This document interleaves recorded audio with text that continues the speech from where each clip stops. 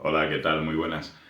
Yo tampoco esperaba hacer un segundo vídeo tan pronto, pero es que la actualidad manda y es que la semana pasada se ha estrenado una película que está llamada a ser una de las más importantes y relevantes de este año, hasta que se estrene la siguiente, la semana que viene, como suele pasar siempre. Una película de la que todo el mundo habla y de la que todo el mundo opina, y lógicamente yo no voy a ser menos, claro está. Entonces os voy a pedir, por favor, que mantengáis la mente abierta y vuestro corazón abierto. Porque de Hamnet con mis tonterías y se viene...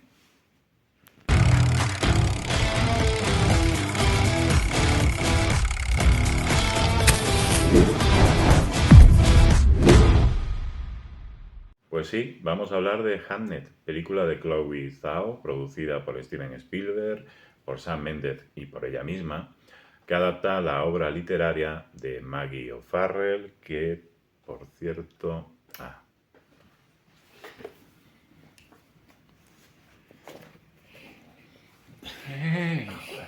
te vale otro.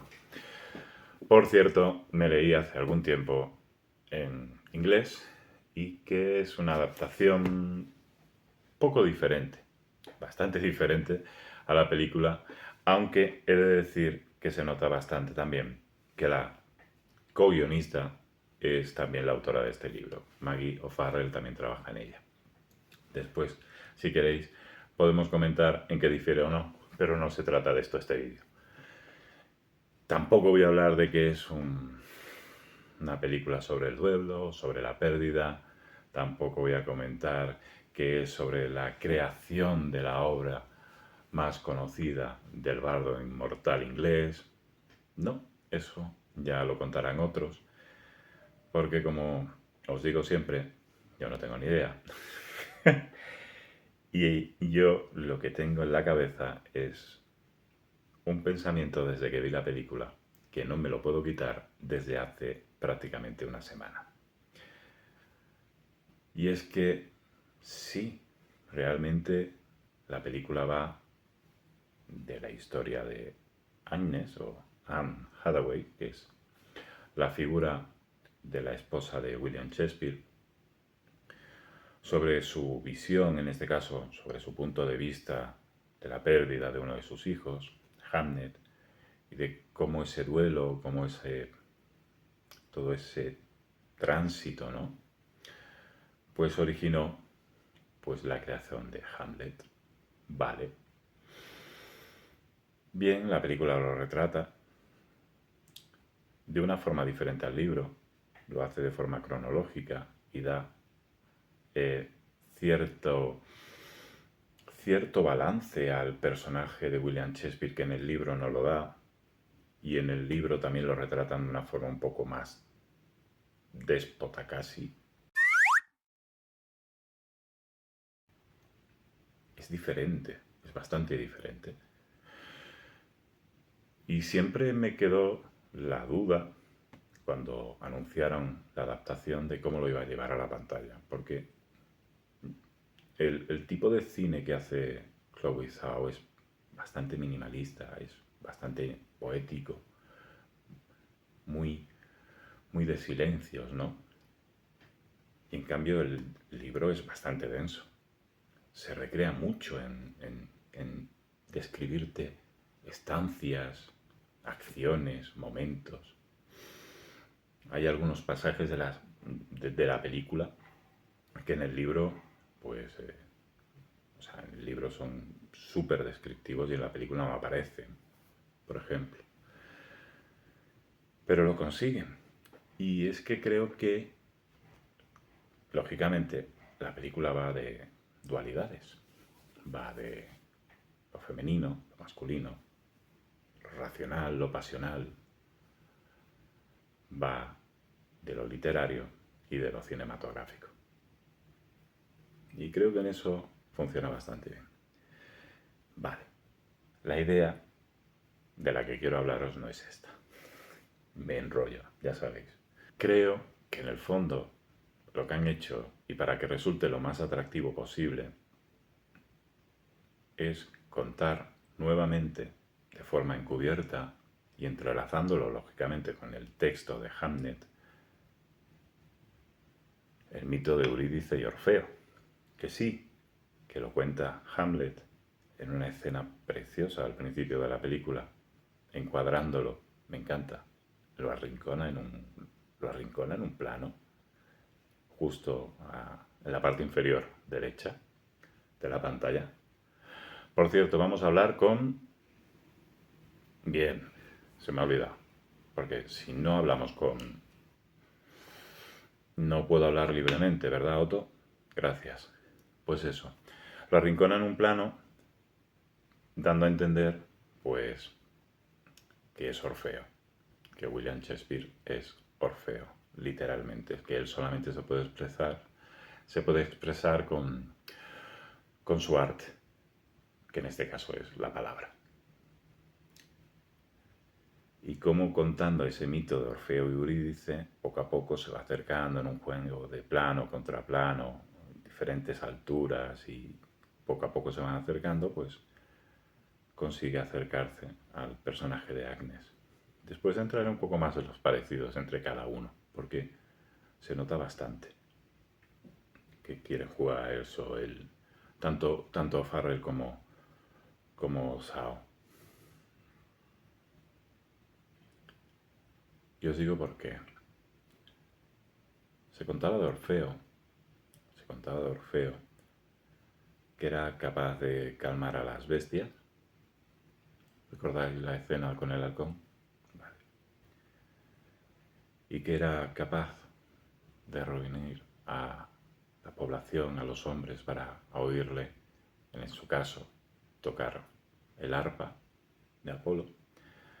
En el caso de William Shakespeare, pues para ver sus obras. Bien, primer parecido. Bueno, con pinzas. Vale. Eurídice, ninfa del bosque. ¿Se puede ser más ninfa del bosque que el personaje de Agnes, por favor? Literalmente nace del bosque. La escena del principio donde aparece está unida por una especie de cordón umbilical que la une a un árbol.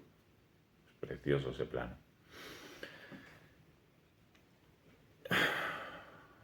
Toda la película, toda la historia, todo el mito, cómo él intenta rescatarla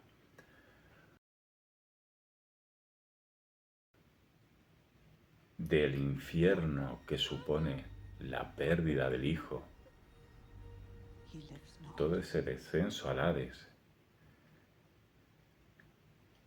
no es para recuperar a Hamlet, ni mucho menos.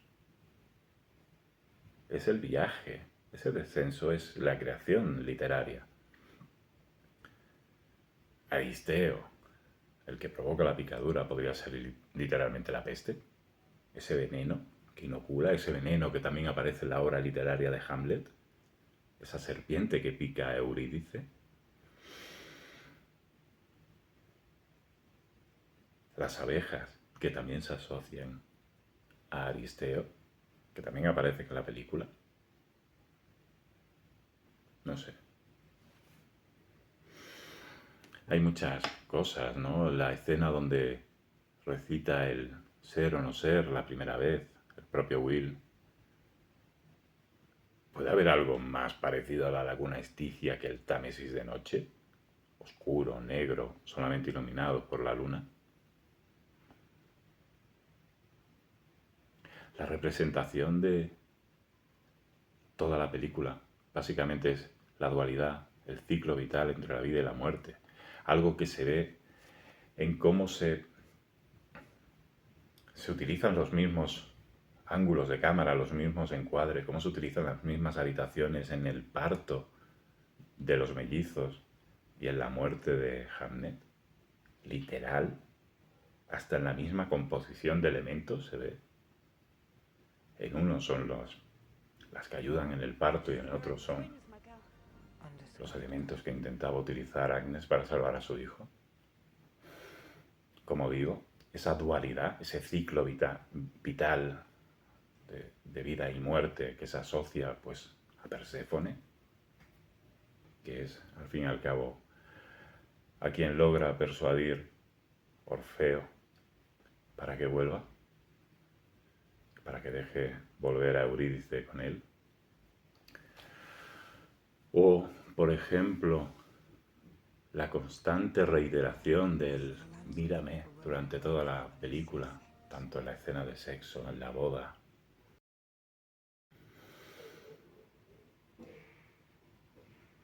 ¿Cómo no es capaz de expresar su arte? Mejor dicho, cómo no es capaz de expresar sus sentimientos, Orfeo, o lo que quiere transmitir, sus emociones, si no es a través de su arte. En este caso Will, con el teatrillo, con los niños, con la reiteración, haciendo repetir a ese actor en la obra, con ese monólogo, repitiendo su propio monólogo. La forma que tiene de mantenerse oculto detrás del telón, detrás del escenario, sin querer mirarla, como en la propia obra de Eurídice y Orfeo. Y como también hicieron posteriormente en las óperas, le dan ese final feliz, entre comillas, uniendo a los amados. Sí que veo esa doble lectura, sí que creo que hay un cierto paralelismo entre la obra de Orfeo y Eurídice y la película. Sí. Y sí que veo esa correlación entre, lógicamente, una de las más bellas historias de amor, las más trágicas. No es casualidad tampoco que se seleccione parte de un texto de Romeo y Julieta mientras escribe Will. Se me acaba de dormir mi hija escuchándome hablar. No estoy dormida. ¿No estás dormida? Va, corta, anda. La segunda de las ideas es algo mucho más simple y bastante más obvia, diría. Y es que la figura de William Shakespeare aquí se equipara directamente con la figura del halcón. Desde el primer plano donde aparece enjaulado en aquel ventanal, hasta en cómo se relaciona con la figura paterna, con aquel trabajo de guantero, en cómo no quiere seguir bajo su yugo, en este caso guante, en cómo lo desdeña, lo tira, lo lanza cuando habla con Agnes, en cómo la forma que tiene, ¿cómo decirlo?, de transmitir esa frustración se ve reflejada en cómo escribe o en cómo afila o saca punta a las plumas, la cantidad de plumas que tiene usadas en el escritorio y cómo ella lo percibe, cómo en ese acto de amor verdadero ella se da cuenta de que Will es un ave atrapada y que necesita volar y cómo le deja ir, cómo le deja ir a Londres para cumplir ese sueño. En el libro, por ejemplo, y es un poco diferente, cuando su hermano y ella llegan a Londres antes de la obra, ella llega a la habitación, a esa pequeña habitación, esperando encontrar algo más, una habitación más grande. Ella espera encontrar muchas más cosas. A ella también le conmueven o le mueven los celos, por ejemplo. Espera encontrar una nota a otra mujer y no es así, sino que encuentra una nota dirigida a ella, inacabada. Todo lo que es esa metáfora, como digo, de entender el uno al otro. Él, por ejemplo, como le regala una casa que no aparece, solo aparece desde fuera porque ella hace la vida, digamos, en el jardín y parece casi abandonada. O le regala unos rubíes, un brazalete de rubíes que no usa. Y en cambio ella entiende que lo que él necesita es libertad. Es precioso. Cómo ella comprende esa ansiedad que le genera o esa frustración que siente. Es como esas aves que estando enjauladas se arrancan las plumas. Y el siguiente elemento que me encanta de esta película es la forma en que tienen de utilizar las casas como representaciones de la familia. como elementos vitales. Tanto al principio para diferenciar, por ejemplo, la familia original de donde procede Agnes o de donde procedía Will, mucho más estática, mucho más seria, los colores, el mismo plano, y cómo después va cambiando, cómo se va transformando cuando Agnes se traslada a casa de Will, cómo adquiere más vida. Y después, por ejemplo, cuando nacen los mellizos, cómo utiliza el mismo plano y cómo se va repitiendo y cómo se va abandonando o van desapareciendo elementos según van desapareciendo personajes, cómo se utiliza la misma secuencia o el mismo encuadre, el mismo ángulo de cámara, pero con diferentes elementos, pasando cosas totalmente distintas para enfatizar el distanciamiento de la pareja, como por ejemplo en las formas que tiene o en los momentos que tiene de representar la alcoba. Cómo pasamos de ver esa alcoba iluminada, perfectamente iluminada por la mañana, con ella embarazada, vestida de blanco, cómo poco a poco se va oscureciendo, cómo llegamos a un momento donde ya ni siquiera se enfoca esa alcoba, sino que pasamos a un contraplano y es el momento de la discusión, el momento de los reproches, el momento del tú no estabas aquí tras la muerte de Hamnet. Y mientras de fondo suena una tormenta que no vemos, pero que sentimos. Y por último, el plano de la habitación de ese ático, ¿no? Con ese encuadre de Agnes entre las vigas triangulares, vacía, para enfatizar esa total separación de la pareja. Me parece increíble. Me parece de las más bonitas metáforas que se han utilizado en toda la película, junto con la del halcón, creo. Mucho más que la del niño, o mucho más que la propia naturaleza, ¿no? La del río o la de la peste. Y poco más, poco más.